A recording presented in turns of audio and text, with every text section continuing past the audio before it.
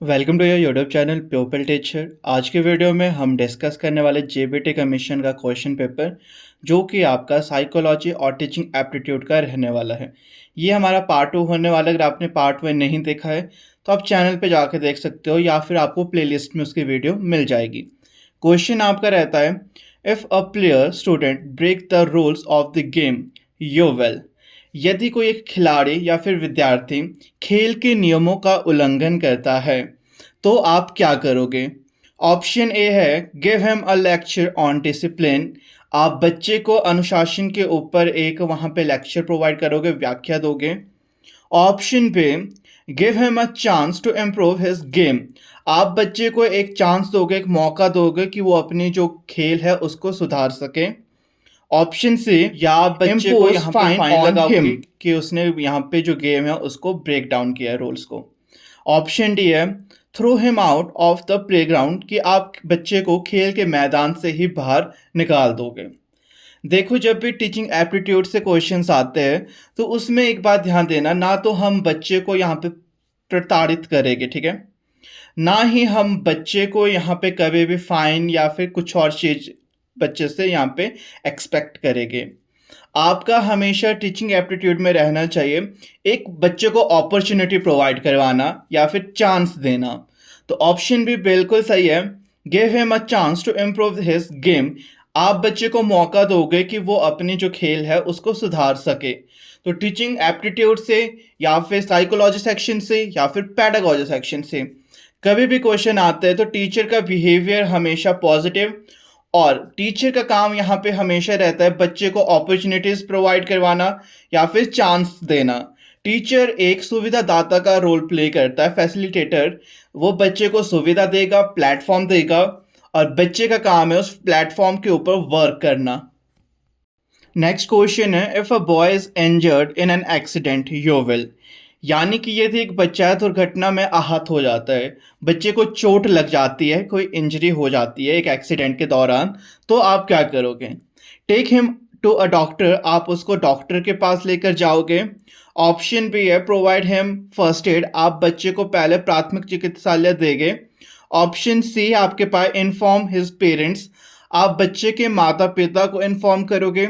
Option D है, inform the police and leave the side of the accident, आप जो police उनको सूचना करोगे और जो दुर्घटना का स्थान है उस वहाँ से थोड़े दूर चले जाओगे। तो सबसे पहला काम तो हमेशा यही रहता है जब भी किसी को इंजर्ड होगा, क्योंकि अब एक्सीडेंट जब भी होता है, ठीक है, टीचिंग एप्टीट्यूड के क्वेश्चंस है, तो जब भी किसी भी बच्चे को या फिर कोई भी इंसान हो उसको कोई इंजरी पहुंचती है तो सबसे पहला काम आपका रहता है कि प्रोवाइड हिम फर्स्ट एड। पहले आप उन्हें फर्स्ट एड प्रोवाइड करवाए, क्योंकि टीचिंग एप्टीट्यूड के क्वेश्चन है तो ऑब्वियसली बात है कि टीचर से रिलेटेड ही क्वेश्चन है, और स्कूल में फर्स्ट एड का सुविधा पहले से करके रखी होती है। तो जब भी कोई भी बच्चा इंजर्ड होता है, चाहे वो एक्सीडेंट में या फिर खेल खेल के माध्यम से कभी भी उसे इंजरी पहुंच जाती है, तो सबसे पहला काम हमेशा आपका रहेगा कि आप बच्चे को फर्स्ट एड प्रोवाइड करवाओगे। नेक्स्ट क्वेश्चन आपका रहता है, which type of leadership is consider the best. यानी कि निम्न में से किस प्रकार के नेतृत्व सर्वोत्तम माना गया है। देखो, जब भी लीडरशिप की बात आती है, ध्यान रखना, जब भी लीडर्स की बात होती है तो उनका जो भी बेस्ट नेचर की बात करते हैं या फिर उनकी बेस्ट क्वालिटी की बात की जाए, तो एक लीडर की जो बेस्ट क्वालिटी होनी चाहिए वो डेमोक्रेटिक। जो एक लीडरशिप होना चाहिए वो हमेशा डेमोक्रेटिक होना चाहिए, लोकतांत्रिक। तो यहाँ पे आपका ऑप्शन नंबर जो सी है वो बिल्कुल सही है। या फिर कभी भी आपसे टीचर्स के वे में भी पूछा जाता है कि टीचर का बिहेवियर कैसा होना चाहिए, या फिर किसी भी लीडर का, या तो आपका आंसर होगा पॉजिटिव, क्योंकि हर एक का, जितने भी टीचर्स रहते हैं या फिर जितने भी लीडर्स रहते हैं उनकी रिस्पॉन्सिबिलिटी बनती है कि वो अपना जो बिहेवियर है, अपने पर्सनैलिटी को पॉजिटिव रखेंगे। या तो फिर आपके पास दे रखा होता है एक्टिव, या इम्पार्शियल, जिसमें कि वो पार्शियलिटी नहीं करेंगे, सबको एक समान मानेंगे, या फिर डेमोक्रेटिक। टीचिंग एप्टीट्यूड में कभी भी क्वेश्चन पूछा जाता है टीचर या फिर लीडर से, तो मेन काम है सबसे पहले आप इन चार ऑप्शंस में से कोई ढूंढोगे, या तो डेमोक्रेटिक होगा लिखा हुआ, या तो पॉजिटिव होगा, या तो आपका एक्टिव लिखा गया होगा, या इम्पार्शियल। ये चीज़ एक टीचर और लीडर में होना आवश्यक होता है। Next question, the first school of the infancy is, यानी कि शिशु की पहली पाठशाला है। छोटे जो बच्चे होते हैं, अभी इनबॉर्न जो बच्चे हैं, छोटे एज में जो बच्चे हैं, तो उनके लिए सबसे पहली पाठशाला या फिर सबसे पहला अध्यापक कौन होता है? हिज स्कूल, क्या उसका पाठशाला सबसे पहला पाठशाला रहती है, या फिर हिज रिलेटिव्स उसके रिश्तेदार, ऑप्शन सी हिज मदर उसकी माता, और ऑप्शन डी हिज होम उसका घर। तो एक बच्चे के लिए उसके सबसे पहला जो गुरु होता है वो उसकी माता होती है। ठीक है, बच्चे के लिए सबसे पहला स्कूल या फिर कभी भी पूछा जाता है गुरु या फिर सबसे पहला अध्यापक कौन होता है, तो बच्चे की माता। और ये आपका सोशलाइजेशन में बहुत बार पूछा जाता है कि सोशलाइजेशन की फर्स्ट एजेंसी क्या रहती है, सेकंड एजेंसीज क्या रहती हैं।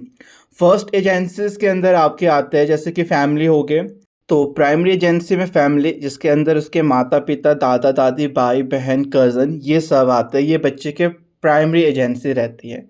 सेकेंडरी एजेंसी की अगर कभी बात की जाती है, ऐसा प्लेस जहाँ पे बच्चा या तो घर से बाहर जाके सीखता है या फिर कोई वर्किंग प्लेस, कोई भी ऐसा प्लेस जहाँ पे बच्चा घर से बाहर जाके सीख रहा है, सोसाइटी या फिर स्कूल या फिर कोई उसका वर्किंग प्लेस, ये सब आपके सेकेंडरी एजेंसी के अंडर आते हैं। नेक्स्ट क्वेश्चन है, 4 stages of children intellectual development are identified by, यानी कि इंटेलेक्चुअल जो डेवलपमेंट है आपके पास, बौद्धिक विकास, जिसको कि संज्ञानात्मक विकास के नाम से भी जाना जाता है आपका, ठीक है, तो उसके बारे में किसने बात की है, किसने आपको 4 स्टेजेस बताई है? ऑप्शन ए एरिक्सन, तो एरिक्सन नहीं है, एरिक्सन ने आपको इंटेलेक्चुअल डेवलपमेंट नहीं दी है। ऑप्शन बी आपके पास स्किनर, स्किनर ने भी आपको इंटेलेक्चुअल डेवलपमेंट की थ्योरी नहीं दी है। ऑप्शन सी है पियाजे, जो कि बिल्कुल सही है, पियाजे के द्वारा यहाँ पे इंटेलेक्चुअल डेवलपमेंट की थ्योरी दी गई है, जिसमें कि 4 स्टेजेस की बात की गई है।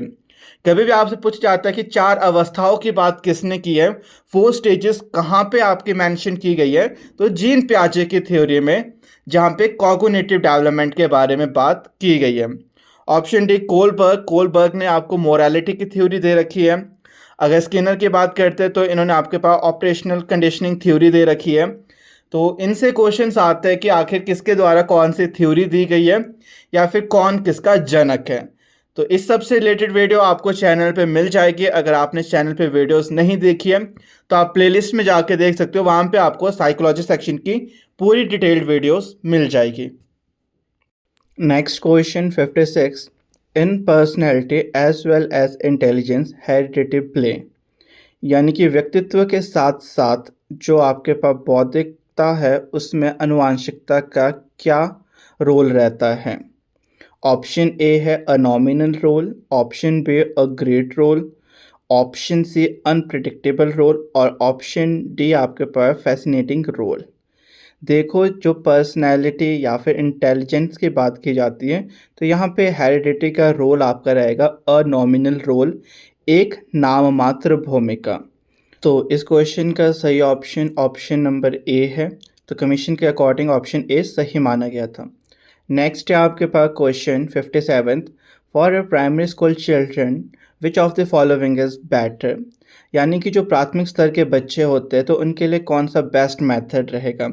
ऑप्शन ए है आपके पास यहाँ पे वीडियो स्टिमुलेशन, यानी कि वीडियो के थ्रू आप बच्चों को पढ़ाओगे, ठीक है। ऑप्शन बी डेमोन्स्ट्रेशन मेथड, यानी कि डेमो के थ्रू आप बच्चों को पढ़ाओगे, बस एक टीचर का रोल रहेगा कि वो डेमो करेगा और बच्चे उसके ऊपर वर्क करेंगे। ऑप्शन सी है हैंड्स ऑन एक्सपीरियंस, यानी कि अनुभवों के द्वारा बच्चा सीखेगा, या option D all of the this. देखो, अगर तो ये हाई स्कूल या फिर आपके पास सेकेंडरी स्कूल्स के बच्चों के लिए होता तो हमारा ऑप्शन डी सही रहता, all of the this. But जब एक छोटे बच्चे की बात की जाती है, प्राइमरी स्कूल का अगर एक बच्चा है तो उसको आप कभी भी डेमोन्स्ट्रेशन मेथड के थ्रू नहीं करवा सकते। डेमोन्स्ट्रेशन मेथड अक्सर यूज़ होता है आपके पास साइंस और मैथ्स की टीचिंग के लिए। अगर कभी पूछा जाए कि डेमोन्स्ट्रेशन मेथड का यूज़ किसके लिए बेस्ट रहता है, किन सब्जेक्ट्स के लिए, तो साइंस और आपके पास जो मैथ सब्जेक्ट होता है। देखो, साइंस में भी आपके जब प्रैक्टिकल्स होते हैं तो वहाँ पे डेमो के थ्रू आपको करवाया जाता है।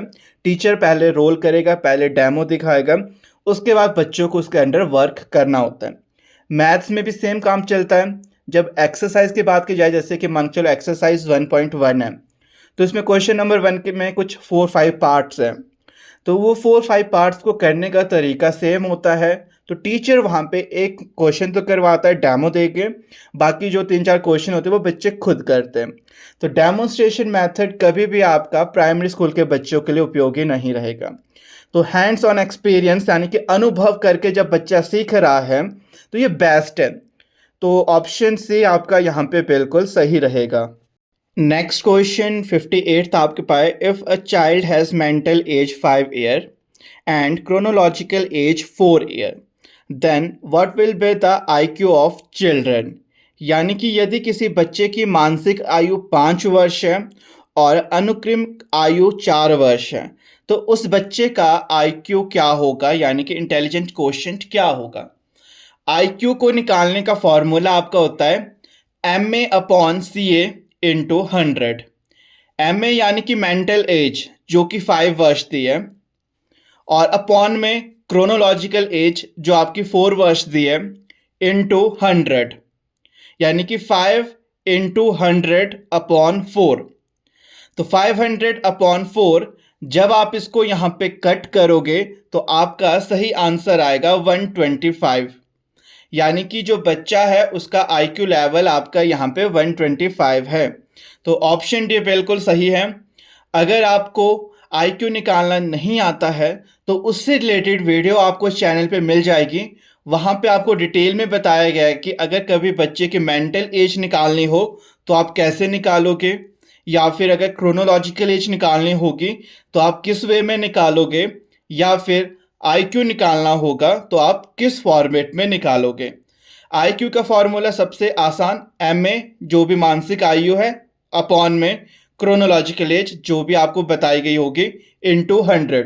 उसके बाद आपको मैथमेटिक वे में सॉल्व करना है और आंसर आपका निकल जाएगा। नेक्स्ट क्वेश्चन नंबर 59 हमारा, who was the pioneer of the classical conditioning theory. यानी कि जो आपके पास क्लासिकल कंडीशनिंग थ्योरी है उसके प्रतिपादक या फिर जनक या फिर प्रपाउंडर करके पूछा जा सकता है। तो क्लासिकल कंडीशनिंग थ्योरी के जो प्रतिपादक है वो हमने फाइंड करना। ऑप्शन ए है स्किनर, जो कि आपका बिल्कुल गलत होगा, क्योंकि BF स्किनर आपके पास ऑपरेशनल कंडीशनिंग थ्योरी के प्रपाउंडर हैं। बट क्वेश्चन में हमें पूछा क्लासिकल कंडीशनिंग थ्योरी। बिहेवियरिज्म के अंदर आपको 2 थ्योरी दी है, एक है क्लासिकल कंडीशनिंग थ्योरी और दूसरे ऑपरेशनल कंडीशनिंग थ्योरी। आपकी जो ऑपरेशनल कंडीशनिंग थ्योरी है उसके जनक आपके BF स्किनर है। अब जो आपके JB वॉटसन है, इन्होंने आपके पास बिहेवियरिज्म टर्म को दिया है। तो बिहेवियरिज्म टर्म के जो प्रतिपादक है वो आपके पास JB वॉटसन है। ऑप्शन सी आपके पास है थॉर्नडाइक, और थॉर्नडाइक का जो मेन रोल प्ले किया जाता है वो इंटेलिजेंस के लिए।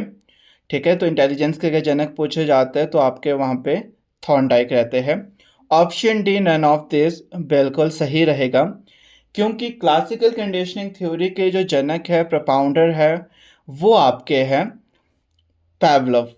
पैवलव आपके क्लासिकल कंडीशनिंग थ्योरी के जनक हैं, और BF स्किनर आपके पास ऑपरेशनल कंडीशनिंग थ्योरी के जनक हैं।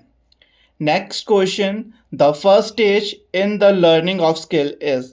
यानी कि अधिगम में जो प्रथम अवस्था होती है तो उसमें कौन सा कौशल आपका होता है। पहला है अनुकरण यानी कि इमिटेशन, जो कि बिल्कुल सही है। जब भी हम कोई भी चीज़ को सीखते हैं, ठीक है, जब भी आप कोई चीज़ को लर्न करते हो, अधिगम करते हो, तो वहाँ पे सबसे पहले हमें इमिटेशन की आवश्यकता होती है, अनुकरण की। बिना इमिटेशन के हम किसी भी चीज़ को ईजिली नहीं सीख सकते। तो कभी भी आपके पास लर्निंग से रिलेटेड क्वेश्चन पूछा जाता है कि पहली अवस्था क्या रहती है किसी भी चीज़ को अधिगम करने की या ग्रहण करने की, तो इमिटेशन है। अब बच्चा जब भी जो भी सीखता है तो वो अनुकरण के माध्यम से ही सीखता है। Next question, who is known as the father of educational psychology. यानी कि एजुकेशनल साइकोलॉजी के जनक आपके कौन हैं। वैसे तो एजुकेशनल साइकोलॉजी के जनक आपके पास एडवर्ड ली थॉर्नडाइक को माना गया है, बट जब कमीशन हुआ था तो उनकी जो आंसर की आई थी उसके अकॉर्डिंग उन्होंने हर्बर्ट को यहाँ पे सही माना था। बट यहाँ पे ऑप्शन डी सही जाता है, वैसे नन ऑफ दिस, क्योंकि यहाँ पे एडवर्ड ले थॉर्नडाइक का नाम नहीं दिया है। एजुकेशनल साइकोलॉजी के जो जनक है वो एडवर्ड ले थॉर्नडाइक है, बट उनके अकॉर्डिंग जो कमीशन 2019 में हुआ था तो वहाँ पे आपके हर्बर्ट को सही ऑप्शन माना गया था। नेक्स्ट क्वेश्चन 62 हमारा है, the use of audio visual material aids in the classroom. यानी कि जो ऑडियो विजुअल आपका टीचिंग एड्स है, इसका प्रयोग क्यों किया जाता है एक क्लासरूम में। ऑप्शन ए है, more useful for those student who are intelligent. ऐसे बच्चे जो कि बहुत प्रतिभाशाली होते हैं, इंटेलिजेंट होते हैं, उनको पढ़ाने के लिए, जो कि सही ऑप्शन वैसे नहीं माना जाएगा। ठीक है, टीचिंग एड्स का जो भी यूज़ होता है, आपके पास जितने भी टीचिंग एड्स रहते हैं, ठीक है, टीचिंग मटेरियल्स रहते हैं, उनका यूज़ किया जाता है स्लो लर्नर्स को अच्छे से समझाने के लिए और उनकी जो लर्निंग कैपेसिटी है उसको एनहेंस करने के लिए। तो ऑप्शन ए वैसे सही नहीं रहेगा आपका। ऑप्शन बी है, more useful for those student who are slow learner. बिल्कुल सही। टीचिंग लर्निंग जितने भी मटेरियल्स आपके रहते हैं, इनका यूज़ किया जाता है ऐसे विद्यार्थी जो कि थोड़े स्लो लर्नर्स होते हैं। तो इस क्वेश्चन का सही ऑप्शन आपका बी रहेगा। ठीक है, option C, enhance the curiosity of children, बच्चों में जिज्ञासा को उत्पन्न करने के लिए। ऑप्शन डी है, takes the concentration of a student away from the main subject. ठीक है, बट ऑप्शन भी आपका बिल्कुल सही है। हम जब भी टीचिंग लर्निंग मटेरियल्स का या फिर टीचिंग लर्निंग जो एड्स रहती है आपके, या फिर बेस्ट टीचिंग मेथड्स रहते हैं, पहला काम होता है कि हम अपनी टीचिंग को इससे इम्प्रूव करते हैं, एनहेंस करते हैं, और जो टीचिंग होती है उसको यहाँ पे आप इफ़ेक्टिव बनाते हो। और इसका यूज़ किया जाता है वैसे तो हर प्रकार के बच्चों के लिए, बट सबसे ज़्यादा जो यूज़ होता है स्लो लर्नर्स के लिए, क्योंकि कोई हो सकता है कि जिसको हमारे लेक्चर्स के थ्रू समझ नहीं आया, तो शायद से टीचिंग लर्निंग जो मटेरियल्स हैं उनके थ्रू उसे समझ आए। Next question, the activity technique is, यानी कि जो आपके प्रक्रियाकलाप तकनीकी है, जो भी टीचिंग एक्टिविटीज़ होती है, जो भी टेक्निक्स होती हैं, वो किसके सेंटर्ड होती है। ऑप्शन ए, क्लास सेंटर्ड, कक्षा केंद्रित। ऑप्शन बी, टीचर सेंटर्ड, यानी कि शिक्षक केंद्रित। ऑप्शन सी आपके पास सब्जेक्ट सेंटर्ड, यानी कि विषय केंद्रित। ऑप्शन डी, स्टूडेंट सेंटर्ड, यानी कि विद्यार्थी केंद्रित। तो टीचिंग एक्टिविटीज़ या फिर जो भी नॉर्मल एक्टिविटीज़ होती हैं, ये सारी आपकी चाइल्ड सेंटर्ड रहती है, यानी कि स्टूडेंट सेंटर्ड भी बोल सकते हो। ऑप्शन डी, अगर चाइल्ड सेंटर्ड होता तो चाइल्ड सेंटर्ड। बाल केंद्रित, जितनी भी गतिविधियाँ स्कूल में करवाई जाती है वहाँ पे सबसे पहला रोल एक बच्चे का रहता है। जितनी भी एक्टिविटीज़ होती है, को करिकुलम एक्टिविटीज़ हो, चाहे एक बच्चे का करिकुलम ही क्यों ना हो, सिलेबस, वो सारा चाइल्ड सेंटर्ड होता है। बच्चे को केंद्र में रख के हर एक प्रकार की एक्टिविटीज़ को बनाया जाता है। तो आज की वीडियो में बस इतना ही। आई होप कि वीडियो आप सबके लिए हेल्पफुल रही होगी। बाकी अगर आप चैनल पर नए हैं तो चैनल को सब्सक्राइब कर देना, और वीडियो अच्छी लगे तो वीडियो को लाइक शेयर कर देना, क्योंकि इसी चैनल पे आपको जेबीटी टेट, कमीशन और सी टेट की प्रिपरेशन करवाई जाएगी।